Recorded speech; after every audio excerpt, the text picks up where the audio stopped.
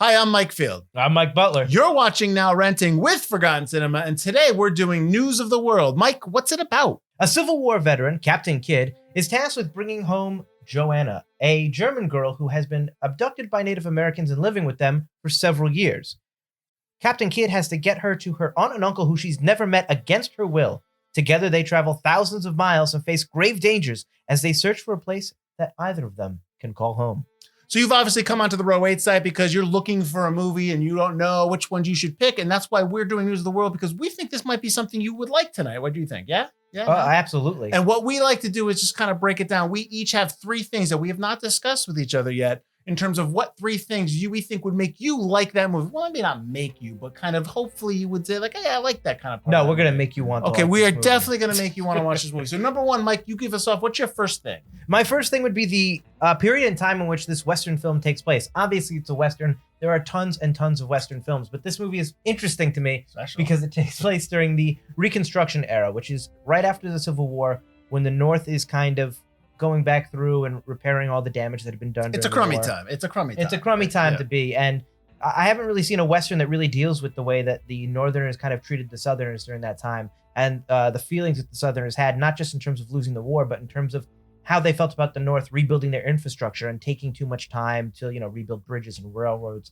and kind of avoiding kind of their towns. They felt like they were being treated as second-class citizens. And this movie really does that well. That's a mouthful. That is absolutely not what's in that movie. This is not what's in this movie. That movie has you're giving them a history lesson. Well, I will say this to piggyback off of that. It's definitely the setting. I like the production design, the art design. I love being immersed in that world, especially it's a world that is over 150 years ago. Maybe I'm doing that quick math, so I might be wrong.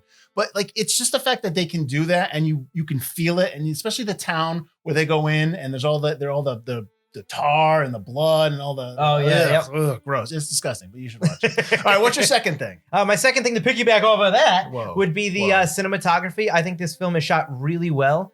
It's a Paul Greengrass film. You might be expecting some grit like in Green Zone or Born Ultimatum, or some panoramic beautiful artistry shots like it's a beautiful Western and it's very painterly, like a lot of the Sierra Leone movies and stuff like that. But this is not like that. This is kind of a focus feature on Captain Kidd and Joanna, and it really is a lot of tight shots. Yeah, I also agree. The cinematography is awesome. One of my notes is that it is very difficult to make a time period that is so dirty look so beautiful, and it's done very well. Walski does it extremely well.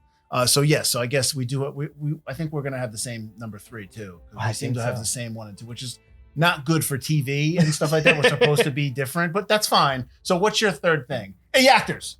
I knew it. You son of a gun. Yes. Tom Hanks, Helena Zengel.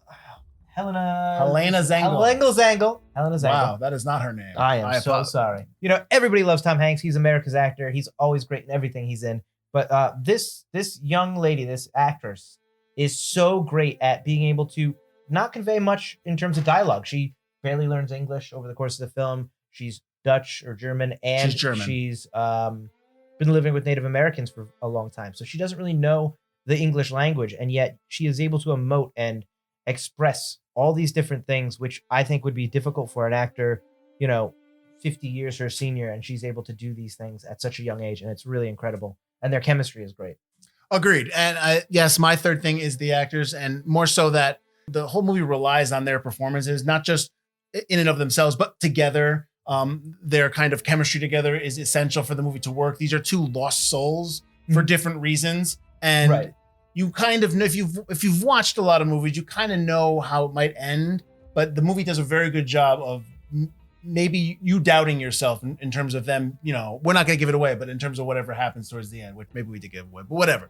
So, I'm not taking any of that. Well, you can't say anyone's name right. So, there's that too. So you obviously, those are our three things. If you're on Row8 now, go click the button, watch the movie, check it out. It's a nice Saturday night movie. It's a nice adult drama. And you know what? Westerns these days are very hard to come by. Great Westerns are very, very hard to come by. Right. So we definitely, don't cut me off. So, all right. So definitely check it out. News of the World. Mike, do you have anything to add? Yeah. Check us out. Forgotten Cinema. We are a podcast available wherever podcasts can be found. And also stick to Row8 for all the greatest movie and cinema releases. So I'm Mike Field. I'm Mike Butler. This has been Now Renting with Forgotten Cinema, brought to you by Row8.